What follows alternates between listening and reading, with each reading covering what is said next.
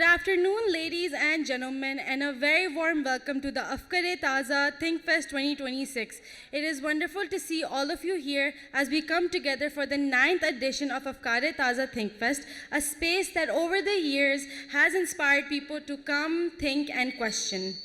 ThinkFest has consistently encouraged conversations around ideas and issues that people often shy away from, helping create awareness, deepen understanding, and broaden perspectives.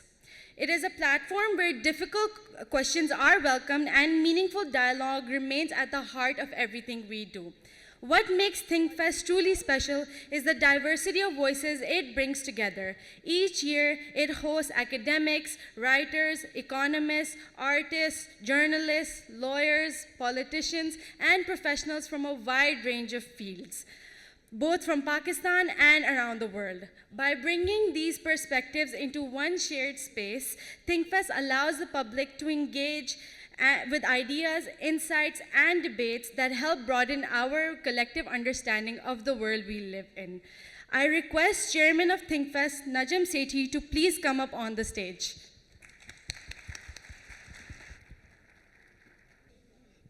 मुझे लोग कहते हैं कि आप कहते हैं अस्सलाम वालेकुम, आपको चाहिए कहना अस्सलाम वालेकुम. सो फिर मैं अस्सलाम वालेकुम व बरकातहू वो भी साथ कह देता हूँ. Welcome to everyone. This is going to be a grand ThinkFest 2026. We have a lot of wonderful creative people coming from across the world. But before we ask our keynote speaker to hold forth, I'd like to thank all the sponsors. This is a must because without their sponsorships, this event would not have been possible. As you can see, Habib Bank is the prominent sponsor. Habib Bank and I go back a long way because it was Habib Bank who took the risk 10 years ago to sponsor the Pakistan Super League. And so it's wonderful to have Habib Bank back in action, as it were. And I want to thank Chairman Sultan Ali Alana Sahab and his team for coming forth and helping us organize ThinkFest this year. I hope this will continue. National Bank of Pakistan is another sponsor run by a very dear friend, Hasni Saab. He's always been very kind and very generous, and I am very grateful to him for his continuing support. He was our supporter for the last 2 or 3 years as well. Then there's, of course, Zafar Masood Saab, Bank of Punjab, the lone survivor, as we all know him. Wonderful man, very creative man, and always ready to help out events such as this. Thank you, Zafar. How can I forget Atif Bajwa Saab from Bank Al-Falah? Many years ago, when we were launching PSL, I asked him to take a team, and he said he didn't believe that PCB could deliver PSL.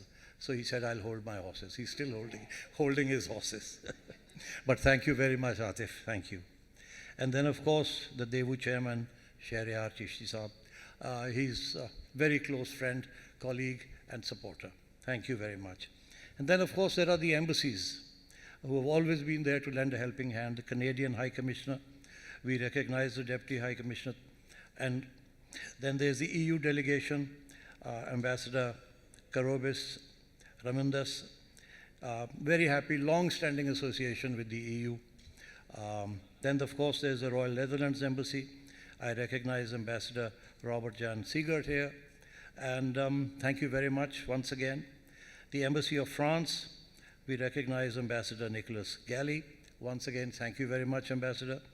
The Alliance Française, of course, a long-standing association with us. Then, of course, there's the Embassy of Germany and Anne-Marie Chimel, the house in Lahore. The Ambassador Ina Lapel will join us tomorrow. Beyond that, of course, there is the Indus Enclave that is hosting a dinner for us and also part of our lineup. But very important, there are a number of other sponsors, and I want to recognize them. It's very important to do so. There's the Sui Northern Gas Pipelines, the chairman, Ismail Qureshi Saab. He's a member of the Board of Governors of PCB as well. Very fine man, great supporter. Then there's the OGDCL MD, Laksab, IGI Insurance, Sayyid Haider Ali is here. Thank you, sir. And then, of course, there's Interloop, Musaddiq Zulkarnain. He's not here, but he's out of the country, but he's given us all his support. Thank you so much, Zulkarnain. The PSO, led by Sayyid Muhammad Taha, once again come through. He comes through every year. Thank you so much. Service, of course, Arif Saeed Saab, always a great philanthropist, a wonderful man. Nestle CEO, Jason Chairman Sayyid Yawar Ali Saab, always there for us. Great man. And then, of course, there's the director of the Awari, Dilshaw Awari, friend. His father was a friend of mine, and he's, of course, a friend of mine. Again, never said no to great causes like this. And then, of course, the Ek Islami Bank. And our program partners, once again, I want to emphasize the Indus Enclave. They've been very helpful. Now let me introduce our keynote speaker to you. He doesn't really need an introduction, but still I think it's important to say a few words. Wali Nasr Sahab, professor, is the Majid Khadouri Professor of International Affairs and Middle East Studies at the Johns Hopkins University School of Advanced International Studies in Washington, D.C. He served as the 8th Dean of the Johns Hopkins SAIS between 2012 and 2019, and served as Senior Advisor to U.S. Special Representative for Afghanistan and Pakistan Ambassador Richard Holbrooke between 2009 and 2011. Some of you may remember that Richard Holbrooke came to Pakistan many years ago and was always a great friend of Pakistan's. Professor Nasr is the author of many books. It's going to be impossible to list all of them, but I think it's over a dozen books, maybe even more. And he's advised senior American policymakers, world leaders, and businesses, including the President, Secretary of State, senior members of the Congress, and presidential campaigns. He's written for New York Times, Foreign Affairs, Financial Times, Wall Street Journal, and the Washington Post, among others. This is his latest book. It's appropriately called, at the right time, Iran's Grand Strategy. This is something we all are inquisitive about, what's going to happen to Iran or in Iran, and how is the world going to change? And it's all here. It's available outside. And so on that note, I'd like to invite our keynote speaker, Wali Nasr, to come and give us his views.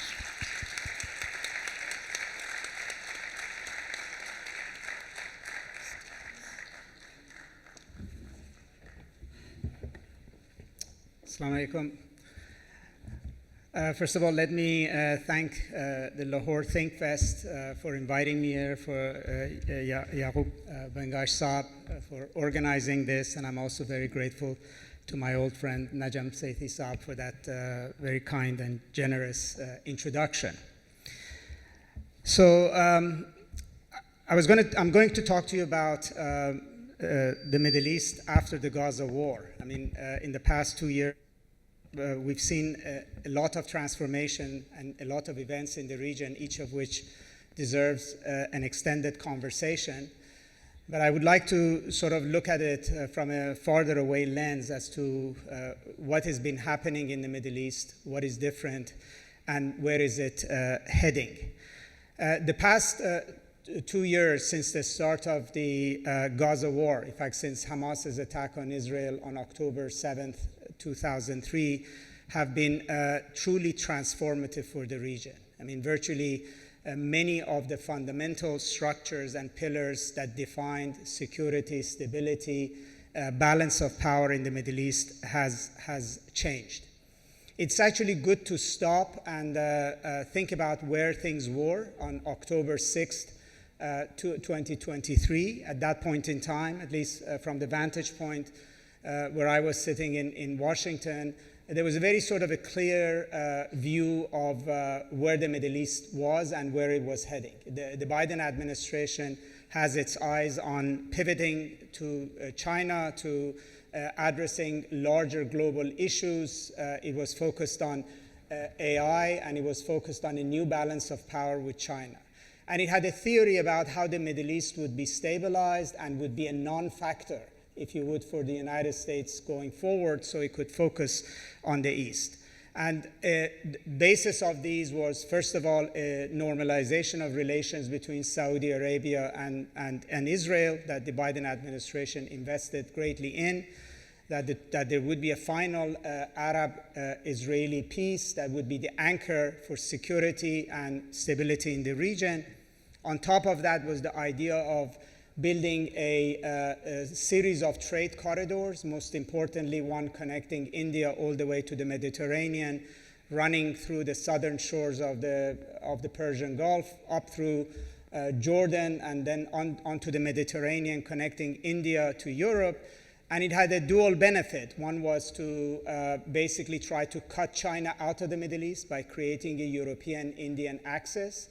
And the second was also to create connectivity between Israel and varieties of Arab countries, and in a way give much more meaning to the idea of normalization between Arabs and Israelis. And in this picture, the Biden administration also figured that Iran could be put in a situation, you could call it Iran good enough. In other words, that there would be sufficient amount of de-escalation between the United States and Iran through a nuclear deal, and then through the rapprochements that were happening between Arab countries and Iran, between first UAE and Iran, and then with the help of China, between Saudi Arabia and Iran, and that normalization would be sufficient to bring stability to the region. Now, all of that essentially changed overnight with Hamas's attack on Israel. And however way we think about it, it's one of those circumstances where the actor that you don't consider as being relevant, as being very important, having such a decisive impact on all the plans that they were out there. Hamas's attack, just by happening, immediately brought the Palestinian issue back to center stage of Middle East politics, essentially overnight. So the idea of Arab-Israeli normalization, putting the Palestinians aside, having a trade corridor connecting the region, all of that basically had to be set aside, and the idea that you could not have a forward movement on the Middle East without having a solution to the Arab-Israeli issue, to the Palestinian issue, again became germane. Now, the mindset, I think, in many Arab countries and in Washington for a period of time was that the war could be short-lived, and you could go back to October 6th. You could go back to the Saudi-Israeli normalization. You could somehow have a Palestinian state argument, and everything basically could move back to where it was. And it's actually a sort of a suspension of disbelief that the Biden administration held on to this idea literally to the end, that the normalization was still on the table, and that somehow this start of this Gaza war would be set aside. But in reality, the war as it went forward, and of course everybody's focus was on the carnage on the ground, and the number of Palestinians that were killed, and the devastation that happened. But there was also a much broader, much deeper shift that began to take place. And the most important part, I think, was that Israel's mindset about its security changed drastically. It came to the conclusion not only that it was going to take revenge on Hamas and basically try to defang Gaza, but it came to a conclusion that it really did not want a Palestinian state, because even if without a Palestinian state, Hamas could be so dangerous, having a Palestinian state would actually make it even more dangerous. It became committed to even depopulate Gaza, or at least create a massive buffer between Palestinians and the Israeli border by pushing the population out of the major urban centers of Gaza, and then even perhaps carry out the same policy in the West Bank. So whereas the United States was still imagining going back to some kind of a Palestinian settlement and normalization, Israel was already imagining a scenario in the Middle East in which there would be no Palestinians, if you would, or a Palestinian issue, let alone a Palestinian state. And then the mindset of Israel and Israelis also made them much more willing to take risks in eliminating all kinds of security threats to Israel itself. And I think the more the cost of the war for Israel in terms of reputation, et cetera, mounted, the more I think that determination grew to actually see this campaign to the end. Now, the war in Gaza, aside from what was happening at the humanitarian level to the Palestinians, also had important strategic implications. In the first year of the war, that is between 2023 and 2024, the appearance was that Israel was somehow more on the back heel, and this was the high point, if you would, of Iran's regional influence and the axis of resistance as regional influence. And there was a palpable sense that the traditional Arab states had actually lost ground. In other words, they were not able to determine the course of the war. They were not able to bring about a ceasefire. They were not able to influence Washington decisively, nor influence Israel's decision-making. And the ones that were in the fight and actually were making an impact in terms of the war itself were Hezbollah, the Houthis, Iran, and other Iranian allies in Iraq and elsewhere. And so the idea was that what was being witnessed was that Hamas had started what essentially was a shift in the balance of power in favor of resistance, in favor of the axis of resistance. And the support that the Palestinians got in American campuses, in Europe, across the global south, was largely seen as a vindication that in fact that the cause of axis of resistance was becoming a global cause, much more so.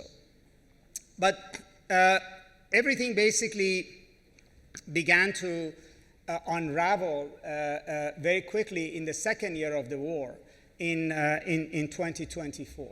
So first in April, Israel decided that it was going to cross previously uncrossed red lines and directly attacked Iran's consulate in Damascus, which led, if you would, to the first exchange of open warfare between Iran and Israel in the form of bombing and Iran sending several hundred missiles and drones into Israel. And that was followed then in the summer by a spectacular Israeli decapitation of Hezbollah, first through that pager attacks that killed large numbers of Hezbollah operatives, and then a systematic decapitation of Hezbollah commanders, one after the other, ending with Hezbollah's charismatic, well-known figure, Hassan Nasrallah. Now, the loss of Hezbollah was a major regional development. It was not just in the sense of that this organization was well-known, was an ally of Iran that had been defeated, and that this was changed the political dynamics within Lebanon. But Hezbollah was also a major military deterrence for Iran against Israel. Without Hezbollah, the balance of power between Iran and Israel began to shift much more decisively. And then the fall of Hezbollah was right after that, in December of 2024, was the fall of the Assad regime in Syria, which had other sets of reasons, namely the support of Turkey for a Arab militia that was holed up in Idlib to march onto Damascus and take over the state.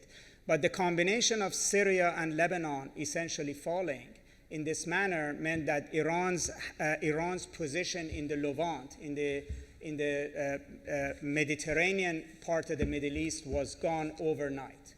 And what Iran had constructed over many years as a ring of fire around Israel to limit Israeli ability to operate against Iran or operate more broadly in the Middle East had completely collapsed. And so once that collapsed, it was very easy for Israel to imagine taking the war to Iran itself.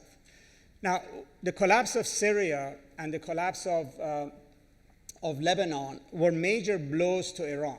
It was very clear that by now the balance of power in the region was now decisively shifting to the disadvantage of Iran. But it also suggested that Israel was now emerging in the Middle East as a unchecked military superpower, capable no longer now restrained by any fear of attack or aggression on its own borders, and capable essentially of hitting any foe, any adversary, anywhere in the region. And as we saw, it even would decide to attack Qatar at one point over disputed policies regarding Hamas. So the the Gaza war itself was not decided yet. And still, as we're talking, the final fate of Gaza is not decided. But one thing that was decided was that out of the Gaza war, the idea that Iran was basically in control of most of the Middle East was gone.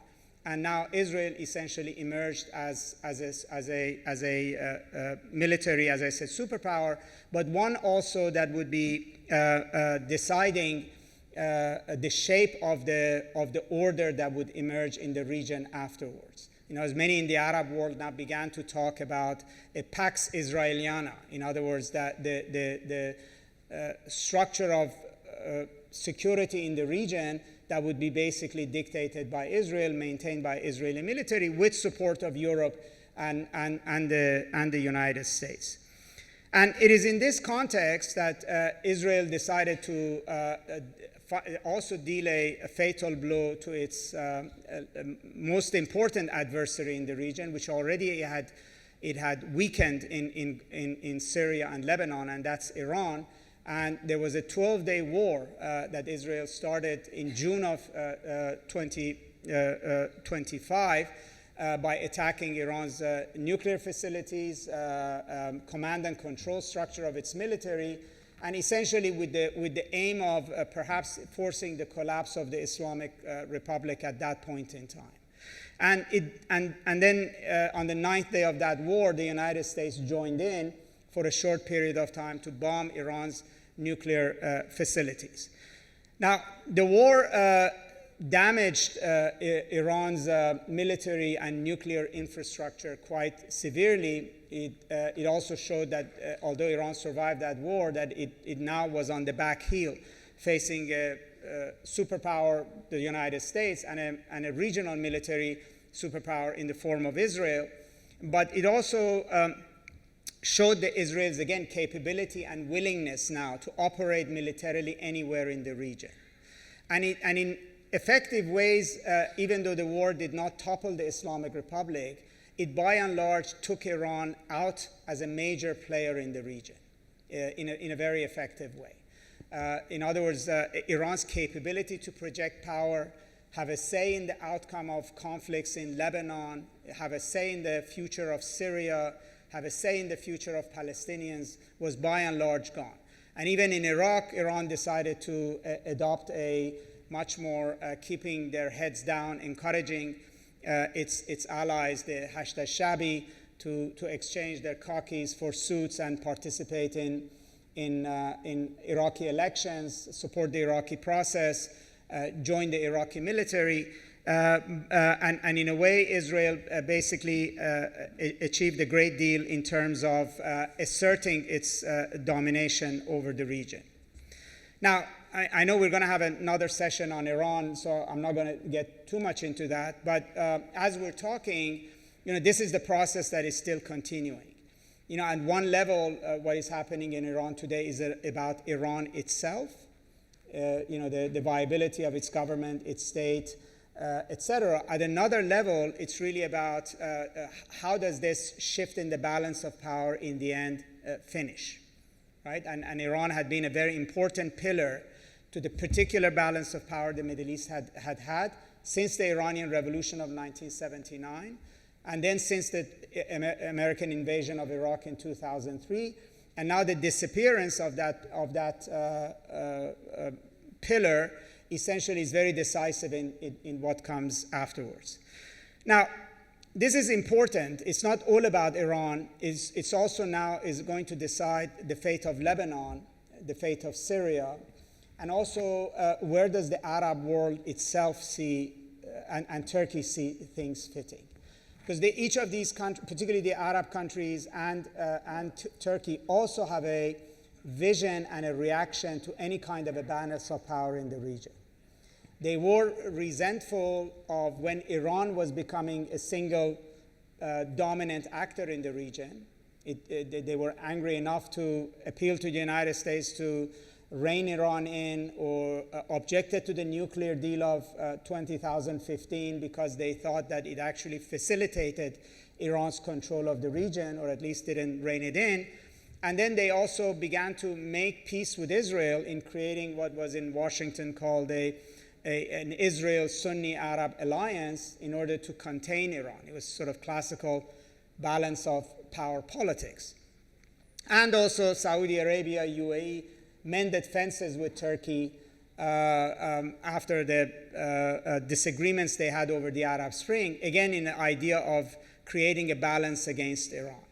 Now that Israel was and is emerging as a single superpower, their dilemma is how do you contain Israel, not how you contain Iran. And their attitudes towards Iran has changed dramatically. This is, as a saying in our part of the world goes, it's not for the love of Ali, it's for the hatred of Muawiyah. Is that they now believe that keeping Iran in the game is important in terms of balancing Israel. Turkey, even though it had disagreements with Iran over Syria, and in fact supported a takeover of Damascus that upended Iran's control of Syria, has gone out of its way to support Iran with intelligence and diplomatically, including during the current protests in Iran. We have had now a period of a year and a half where Arab governments who were previously adversaries of Iran, UAE, Kuwait, Bahrain, Saudi Arabia, have been deepening their relationships with Iran. In fact, the Saudi Crown Prince Mohammed bin Salman just last Wednesday was one of the most important, effective people who called President Trump personally to tell him not to attack Iran when he was contemplating doing so. And Egypt and Jordan, that don't have diplomatic relations with Iran, have also been engaging Iran very aggressively. Egyptians even invited Iran to the Sharm el-Sheikh meeting around the Gaza peace process. Now, this sort of engaging Iran partly is because a weakened Iran is not the threat that it was. But the weakening of Iran in Syria, in Lebanon, in Iraq has not meant Arab empowerment. It's not the Arabs that are deciding the fate of Lebanon or the fate of Syria to that effect, or the future of Iraq. It's actually much more in the hands of Israel and the United States. And so the Arabs have not been the winners in the weakening of Iran. Right, and so what is emerging in the region in that sense is currently an ongoing negotiation to try to find some way to balance what the region sees as the emergence of a new superpower. Now, some of this is also reflected. It involves Pakistan. For instance, the Saudi-Pakistani strategic alliance, which now Turkey has decided to join, has nothing to do with Iran, has nothing to do with the Palestinians. It actually was done in reaction to Israel's attack on Qatar. And Turkey joining it, a NATO country, whether it's doing it symbolically or is actually really thinks there is some benefit to it, again has to do with balancing what Turkey views as a single biggest now regional headache, which is not Iran, which is not the Arab countries, is actually the rising power of Israel, particularly on the southern borders of Turkey, which is in Syria and in Lebanon, right? And so, in other words, what we're witnessing is a collapse of the old order. That's gone. And even the United States has given up on the idea that somehow you can go back to that vision of October 6th. I mean, the nail in the coffin came when just a few weeks ago, Mohammed bin Salman went to Washington, and putatively President Trump asked him in the Oval Office about normalization of relations with Israel, and he very flatly said he couldn't do it, and he wouldn't do it, right? So that idea that somehow Israel and Saudi Arabia will get together, particularly on the same terms that were on the table in October 6th, is no longer, it may happen, but it will not be the basis for a new Middle East order. We will not know the shape of this Middle East order until a few things are finally done. One is the fate of Syria and Lebanon, which will decide Turkey and Saudi Arabia's position in the Levant. Until we know what's the end game in the Gaza war, because that's still a hanging issue that started all of this, but it hasn't finished. And until we know what the current situation, where does it end? I mean, does the Islamic Republic survive? Does it not survive? Does the United States attack? What would be the consequences of that attack? And then there are a few other pieces here. I mean, right now it's dormant, but the India-Pakistan war was quite important to the region. I mean, not in a direct way, but you cannot have an almost nuclear confrontation on the borders of the Middle East without it having an impact. And then the Saudi-Pakistani strategic alliance, in fact, brings that South Asia rivalry directly into the Middle East, as we're seeing that now UAE is also reaching out to India and Israel to essentially create the counter balance to that. So India and Pakistan are becoming part of this game to create a new regional order. And then on the other side of the Middle East, which we don't pay much attention to, we're having basically a collapse, if you would. And that is in Sudan, Somalia, and Yemen. And that fracturing is not around necessarily Iran anymore, but it's actually around UAE, Saudi, Egypt, Turkey, UAE rivalry. And Israel has also now entered into it, which means that, particularly the way Saudi Arabia, for instance, looks at what's happening in the Horn of Africa and Yemen, is about, again, what is the final shape of this regional balance of power. Now, I mean, the obvious question often is, what is the U.S.'s position on this? I don't think the United States has thought long term in terms of where does the dust settle, what kind of an order does it want. Unlike President Biden, who envisioned a Saudi-Israeli normalization combined with trade to be the anchor of regional security, I don't think President Trump sees it quite in those terms. I think they basically are following a strategy of seeing where the dust settles, and some of the conflicts that are coming forward is all new to Washington, like the Horn of Africa, Yemen, clash between UAE and Saudi Arabia, bringing India and Pakistan into the foray. These are all sort of issues that Washington is reacting to and sometimes just sort of digesting what it means. But I don't think there is a theory in Washington about what is the shape of the end. And in a way, it is the players on the ground, Israel on the one side, Arabs on the other side, and Turkey, that are actually trying to basically create the scenario in which the United States would ultimately be happy with and accept. And that also adds to the certain degree of uncertainty. China and Russia, and I know we're having a session on China afterwards, but in a way are not directly impacting this rivalry in a major way, either economically and definitely not in material terms. But the consequences will visit on them in a way.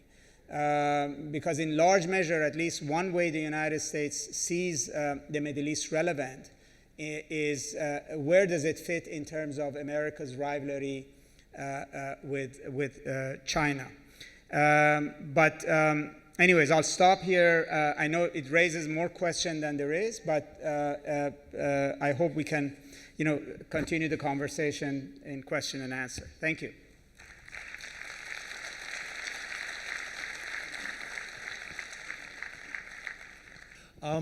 We don't have much time because we ran over our starting point. So I think I'm going to ask 3 or 4 questions from the professor. We won't have time for a Q&A from the audience, but I think He will be available. He'll be talking specifically on Iran in a subsequent session. So perhaps many of those questions can be addressed to him at that time. For the time being, I think I'm going to focus on the subject at hand. So obviously the first question is, which I'm sure is on everybody's minds, that Wali Nasr Saab said that there's been a collapse of the old order.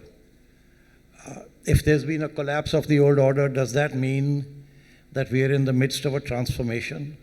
Does that mean that there's going to be a complete break from the past? Or does that mean that there's just going to be more of the same sort of conflict, an unending conflict? And in corollary, as a sense, the other questions that obviously follow from this is, if this is a transformation, then what is the end game here? What is the end game for each of the main actors? You have Israel, you have the United States, you have Iran. Then, of course, you have the states on the periphery of Israel, Egypt, Jordan, Israel, Syria, and, of course, Saudi Arabia. So what is the end game here for each of these actors if this is going to be a transformation? Let's put it this way. I mean, there are some actors that have a much clearer view of what the end game is. I think in Israel's view, they've come to a conclusion that they could impose their will on the region militarily, that they could defeat and destroy enemies, and then other countries they basically can bring to heel by use of military capability. And they demonstrated that with Qatar. There might be an argument of imperial overreach, as historians say, but we're not at that point. But they have a very clear vision of where this stops. It stops basically where all of the enemies are gone, and the last major one is Iran. But then the Turks think that they might be also be pushed into adhering to Israel's will. But it is a very I would say militaristic and imperialistic view of what the final end of the game would be. And we also are in a period in the world where you take your cue from Washington. I mean, Washington's own view of world order is not a balance, is one of domination and dictation. Now, I think everybody in the region is uncomfortable with this because that's not what their national interest all along has been. Yes, they've worked with the United States, but they benefited from the United States, but they also think they manipulated the United States to their own advantages. And so whether it's Saudi Arabia or Egypt or Jordan or Turkey, they are uncomfortable with what does the current trends mean for them. I mean, even if you looked at the board of peace that President Trump has put together for Gaza, there's no Palestinians on it. It's very clearly, it's almost like a colonial, oversight of the Palestinians. And the one country that has been symbol of resistance, in an exaggerated way, maybe Iran, is now folding. And the rest of the region is not capable of doing anything about it in the end. So I think the region is very uncomfortable with where things are going, but they don't see where the end of the tunnel is. And they're trying to position themselves in a way to get the best possible outcome. In specific terms, you say that Iran is a has-been. Its influence is almost evaporated now in the region. It's trying to survive. Then what happens to Hamas? What happens to Hezbollah? What happens to the PLA? What is the situation regarding these? Because obviously Israel and the United States want to disarm them and finish them off. So what do you see happening to them? I mean, it's a very good question. There's a lot of these questions that are on the table. For instance, there are, if you talk to Shia Arabs, even middle-class Shia Arabs, they're extremely worried where the sudden disappearance of Iran might mean for them, not even at the regional level, but within their own societies. That are they back to a time when they were basically subservient in Sunni-dominated orders or not? And then Hamas, Hezbollah, Iraqi Shias, the Hashd al-Shabi, etc., are all imagining a very different existence. Some of them are basically thinking about the fact that the resistance is over, that they have to join the political process. That, for instance, is the case in Iraq. In places like Lebanon, for instance, or with the Palestinians, perhaps the resistance will go on. I mean, you cannot have occupation and imperialism, colonialism without resistance coming back. But it will be in a very different form. So what Hezbollah, I think, people in Lebanon worry about is no longer organizing around missiles that it was lobbing into, that it could lob into Israel. That period is gone. They're imagining going back to the period between 1982 and 2000 when they fought guerrilla war against an occupying army. And so I don't think, this is almost like going back to the 19th century colonialism. Imperial powers can imagine absolute domination by military means and imposing their will. But ultimately, that is not a satisfactory scenario. The locals will organize and will fight. So we may end up in a period of relative calm in the short run, but unless the United States, Europe, and Israel as well think of a political order that is not just imperial dictation, but actually creates conditions for stability, I think then this is going to come back in another way at another time. I mean, resistance will come back in another way another time, maybe without Iran, but it doesn't mean that the Lebanese are going to accept South Lebanon basically being eaten up or their villages be occupied just because Iran is no longer there. From this it follows that we need to talk a little bit about this so-called peace committee or peace council that President Trump has set up, because apparently this is going to provide the solutions to the Middle East, and perhaps even more beyond the Middle East. So how do you see this working out? Because a lot of these countries, it began with 20 or 30 countries, and now we're talking about 70 countries, and then we're talking about invitations being given to some countries, and then those invitations being withdrawn, for example, Canada. So, countries like Pakistan, etc., have had to willy-nilly be part of this because the consequences of not being part of this could not be countenanced. And I think that goes for a lot of these Muslim countries who decided to join. But the other countries are also joining in, who are not Muslim countries. So what is this? How do you see this panning out? Well, we would love to be proven wrong. For the sake of Palestinians, in particular, I hope we could be proven wrong. But I'm dubious because usually the way things work is that you first negotiate what you want to do and all the terms. Then you decide on a board to oversee its implementation. The way this has been happening from the beginning is that you start from the end and then work backwards, which is you first have a board which is not clear what it's going to be doing and what is actually going to be overseeing. And so there has to be intense negotiations about what is it that this board will be implementing.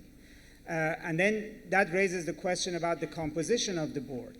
So a board that is basically created in a haphazard manner without consideration of representation of people who actually you're going to be dealing with and the region you're going to be dealing with makes it highly suspect that it would be effective. I mean, there's not a single Palestinian voice, even a co-opted Palestinian voice on that board. There's not real Arab representation, Muslim representation on that board. And yes, countries may play this game of trying to manage President Trump or be in his good graces by being on this board. But that's the wrong reason to join the board, because it means that the effectiveness of the board or the work of the board is not actually the reason they're joining in. They even don't have a stake in there. Like, why is Palestine be important to Pakistan beyond the symbolic issue? Why would Pakistan put a skin in the game in an effective way for any details there? So the countries that really the future of the Palestinians matter to them, or Egypt, Jordan, Lebanon, Syria, the Palestinians themselves, maybe some European countries that have worked on this a long time, that it actually would both represent the views and also help it implement it. So,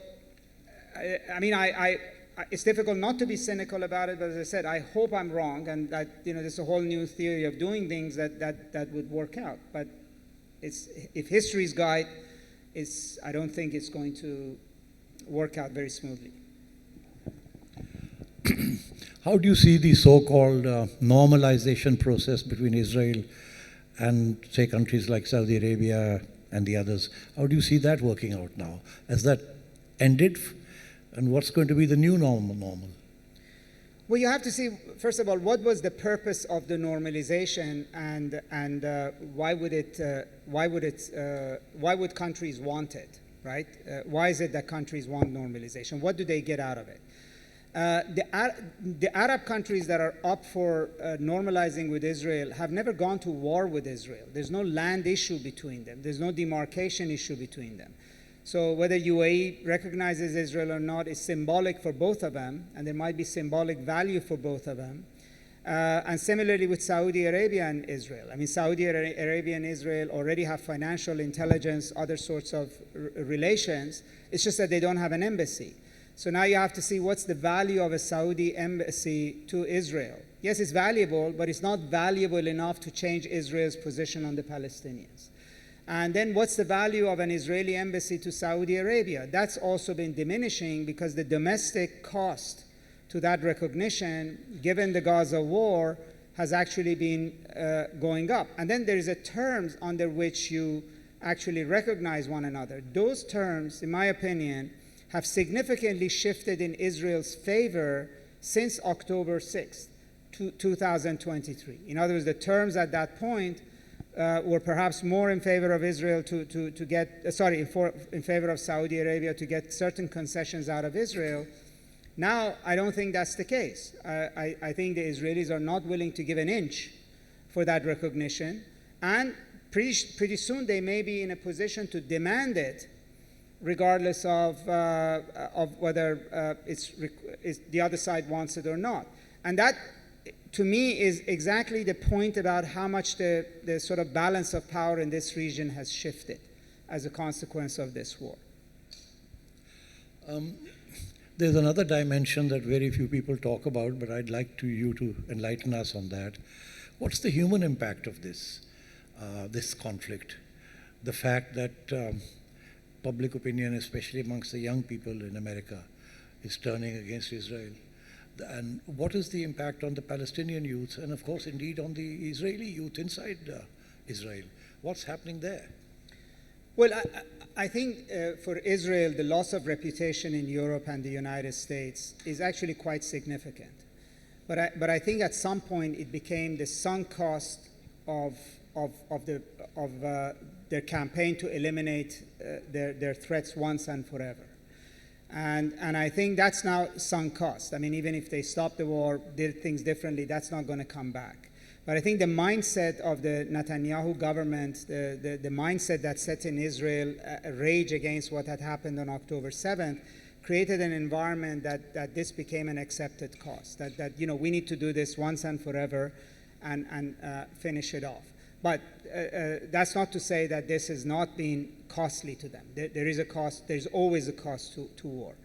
On the other side, the Middle East has been battered, is a region that has been traumatized and battered on and on and on. There have been wars, there have been devastations, there have been civil wars. Countries have been torn completely apart. They lack a state. Syria, Lebanon, Libya. And I think the Gaza war, in terms of everything that happened and everything that is still happening, is still a massive trauma that is being absorbed. We're not going to see the consequence of this right now. But it's very difficult for me to think that this does not come out somewhere. The rage, the anger in the Arab world has to go somewhere. It either has to go to a final acceptable settlement for the Palestinians, in which case you would say, okay, all of this was worth it. They ended up with something. That doesn't seem to be the case, and this board of peace, etc., is not in that right direction. Or it's going to come out in form of terrorism, another Arab Spring. It may take a few years before this happens. I mean, in the Middle East, we've seen this, that eruptions are sort of come after a fuse slowly burning over time. But, you know, part of what I'm saying is that these 2 years really have been an earthquake in the Middle East. An earthquake which we have watched up close and sat in the middle, so we don't quite see the exact extent of devastations and how much things have changed. And we're still not at the end of it yet. But I don't think the aftershocks of it are going to be gone very quickly. So you talk of an earthquake. So how has this earthquake impacted global imperatives, global policies, implications for global politics, alliances, enmities, polarization, all the rest of it? Some of it is not palpable. I think during the past 2 years, and particularly during the Gaza war, I think the West, that's Europe and the United States, but in some ways Europe more because it was the upholder of the international liberal order, have been strategically diminished in the global South. I mean, when I was listening to Jim Carney at Davos, very eloquent, very correct, but this didn't start with Trump's land grab for Greenland. The lie that he all of a sudden was claiming that he's discovered and is telling the world that we're living a lie, I think everybody in the global South saw how big a lie that was during the Gaza war. And so, you know, in a way, the Gaza war is part of the larger, Gaza war and everything else that's happening in the Middle East is part of the larger, you know, set of massive changes and collapse of the order that we're seeing. And in a microcosm, the Middle East came back in a big way for at least a year, 2 year period as a center stage of international affairs. And let's say, I mean, if the United States end up attacking Iran and it ends up being a very big war, then, you know, the Middle East is going to be impacting United States, Europe, the global order, you know, on an ongoing basis. So the idea that the Biden administration had, that there's a way in which to basically sufficiently reduce Middle East's, you know, exposure in global order so nobody cares about it, we can focus on China, is no longer the case. I mean, the Middle East is now front and center, and that's not going to go away. And unless and until there is a stability is brought back to the Middle East in a way that is viable and resilient, it's going to impact the global order and the broader region around it as well. You mentioned the changing dynamics of the middle powers, the regional powers, like Turkey and Qatar and Egypt and the UAE. How do you see these evolving now in terms of their regional compulsions? You know, I think all of these Arab countries have seen a diminishment of their stature and strategic importance. You know, Egypt and Jordan's great value for a long period of time to the United States was the role that they played in Israel's security and managing the Palestinian issue. In the current dispensation, Israel really doesn't need them anymore, and it's not interested in resolving the Palestinian issue. So, you know, the value of Egypt or Jordan to an American vision for regional security is much, much less. The Gulf countries have tremendous amount of influence in Washington, largely because of their wealth, both oil and sovereign wealth funds. But at critical junctures, their ability to sway Washington has not worked. I mean, when President Trump first went to the Gulf on his first state visit, they thought they convinced him on the importance of a Gaza deal and a nuclear deal with Iran as a basis for stability in the Gulf so everybody could make money. And President Trump instead gave a green light to Israel to attack Iran and then join the fight itself. And these countries have found that increasingly they're not able to dictate the shape of a final deal in Gaza. They're welcome to join it and support it just to remain relevant to the conversation. But what we're seeing, the Board of Peace, the shape of the Gaza plan, Sharm el-Sheikh, none of it is essentially they're doing. Yes, they have some influence, but not tremendous amount of influence. And then within the region, the wealthy oil countries are too small and their militaries are too little to be able to have an impact on the conflicts themselves, right? So they need to stand on the shoulders of Egypt or Turkey, or try to hope that, to keep Iran alive, but they themselves are not big military players. So there is a discrepancy there where the Arabs have armies, they don't have money and they don't have influence, and where they have influence, they don't have armies and they don't have the population size. And in a way, there's a lot of Arab countries, but all of them put together, they're not they're not able to play that kind of a role.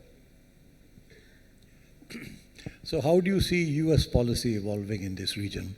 President Trump seems to have his fingers in a lot of pies. He's got a problem with Europe. He's got a problem with Greenland. He's got a problem with his Monroe Doctrine. He's got a problem with rising China, Russia, Ukraine. So how is he going to deal with the Middle East in all this? I mean, that's itself is one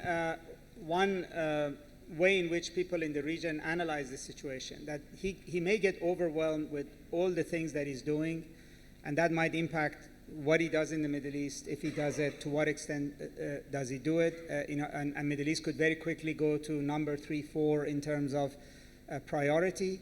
It's very clear that he doesn't see the Middle East as essential to his legacy or to his wanting to shape the world order.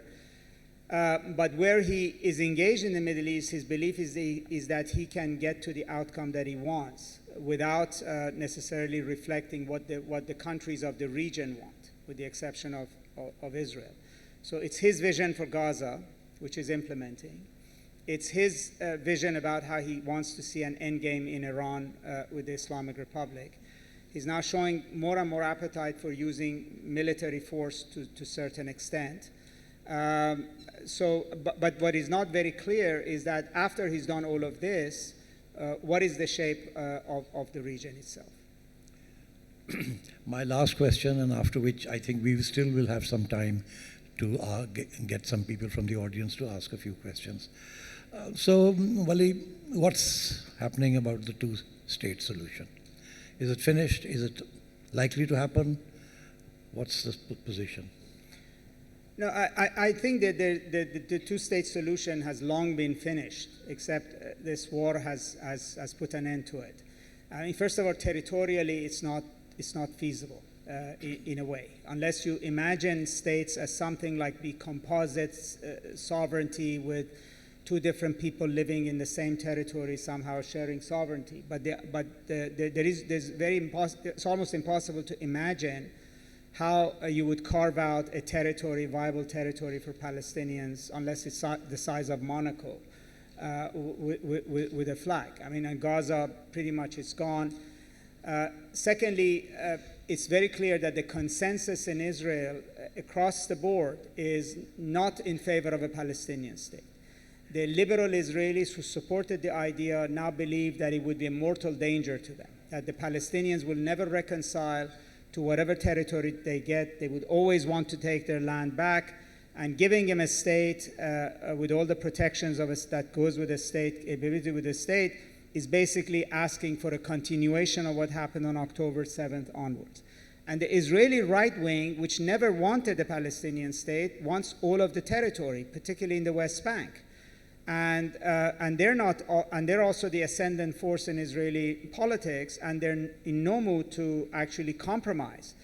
And then you would say that any deal in any circumstance in any country is a deal making is a question of being forced to arrive at a compromise. I mean, deals are about compromises, because whether it's in business or politics, you cannot have everything, so you have to make a deal.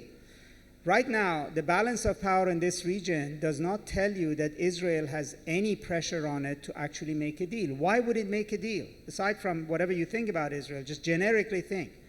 They're winning militarily. The other side has no ability to dictate anything.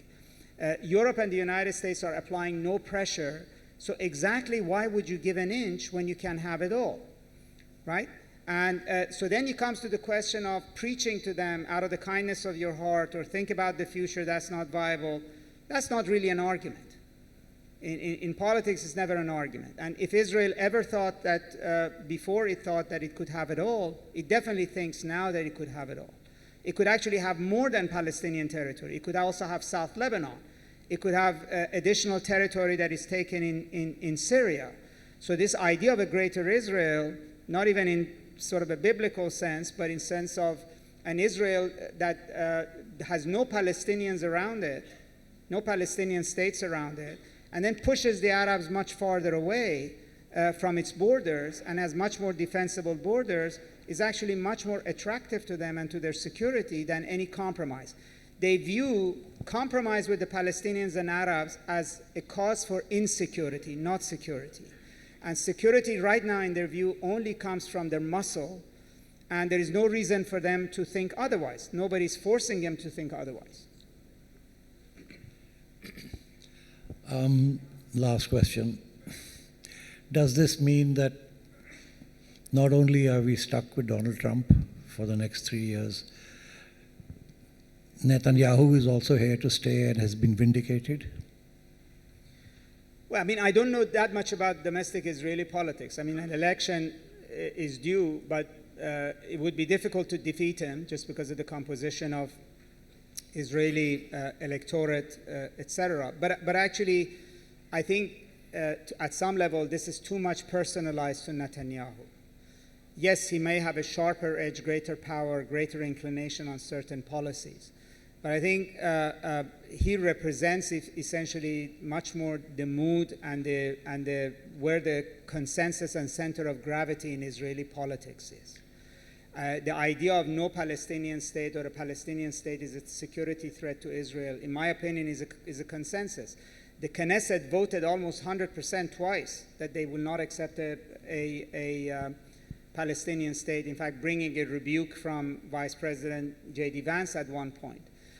So there is no Israeli politician that can run on a platform of negotiating with the Palestinians. Nobody would win an election on that platform.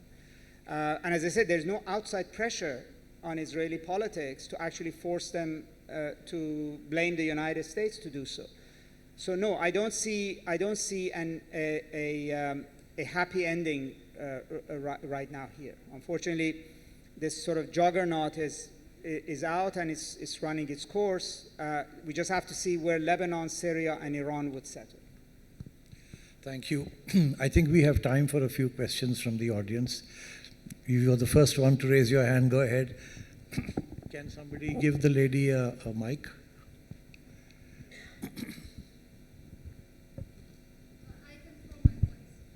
In the back, they may not hear.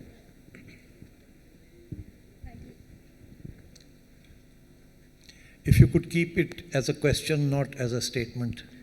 Thank you. I'll try my best. Thank you very much.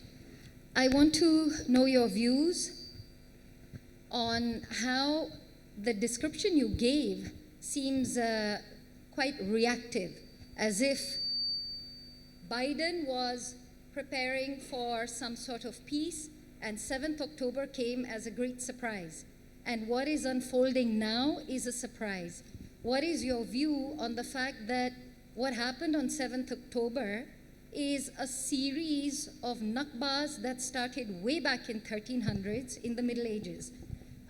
Perhaps the mode of the attack, the scale, and that has changed.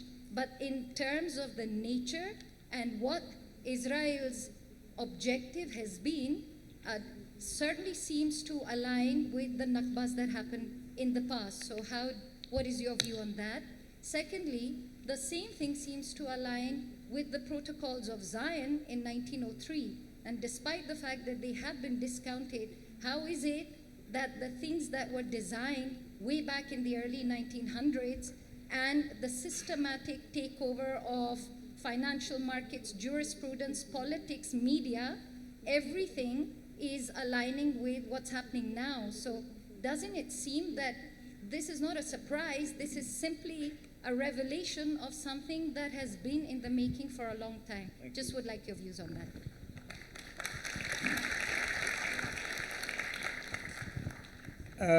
First of all, I did not say that President Biden was thinking peace. President Biden was thinking of a balance of power or a situation in the Middle East that would allow the United States to focus its attentions on China through a series of deals that basically would bring certain stability and anchor to the region. Secondly, policymakers, first of all, they don't agree at all with any of the statements you said, but they also they don't think like that. This is policymakers are not historians trying to analyze history. They're looking at what's in front of them. And the way that the Biden administration, its assumption was that a deal between Saudi Arabia and Israel was imminent. They had talked to both sides. It doesn't matter what happened in 1930s, 1950s, 1940s. Basically, it meant that are these two countries ready to sign a deal? What does that deal mean? Can we actually get a trade corridor connecting India to Europe going through the Arab world?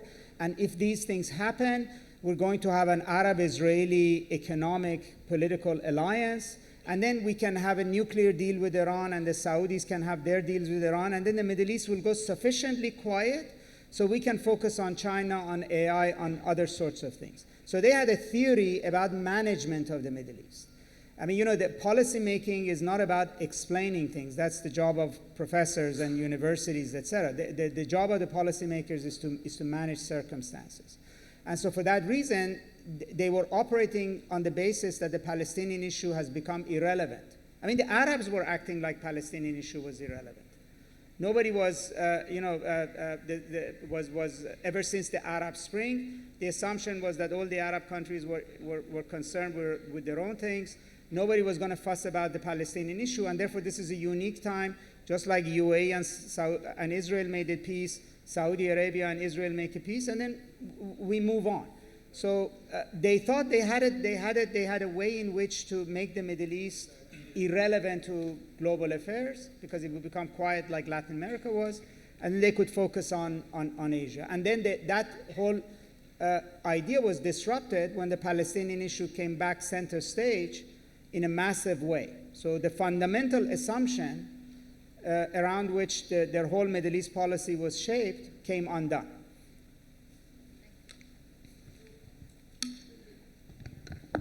Yes, go ahead. I've got the mic. Okay. What about China and Russia? Are they going to be just spectators during all this? I don't think there's anything they can do. I mean, I think the expectation of what China and Russia are willing and capable of doing is exaggerated. I mean, the Chinese have no military presence of size in the region. They have shown no interest whatsoever in getting militarily involved in any other countries of the region. Periodically, they're happy to sell weapons to Saudi Arabia, etc., but they don't want to play that role, and nor are they capable of doing so. I mean, yes, they are economic players to an extent, but I think that we're at a period that right now they're not either willing or capable to play the kind of role that once upon a time the Soviet Union played in the Middle East. So it's the United States and it's the regional actors that basically really matter here. I mean, imagine China has not really tried to assert itself in any meaningful way in any of the wars that have happened in the Middle East since October 7th. And that's by design, but it's also a fact that they matter, but not necessarily in ways that are decisive to this conversation. I recognize Taimur Rahman, but keep it to a question, Taimur. Thank you. Ji, very, very short. Dr. Vali Nasr, do you recognize that what Israel has done in Gaza since October 7 over the last 2 years can be considered and called a genocide?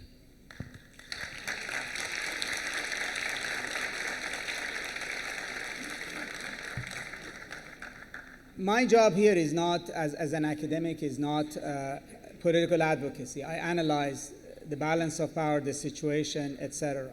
And in my opinion and what I consider is immaterial to the conversation.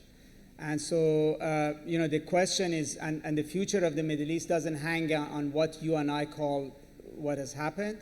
The future of the Middle East relies on essentially where does this balance of power ends, regardless of what has happened. Thank you. I think we have now come to the end of our session. There's a second session, and Vali is going to be in the second session as well. So if there are any questions left over, you can probably ask them in the second session. And thank you very much, everyone, and thank you, Dr. Vali.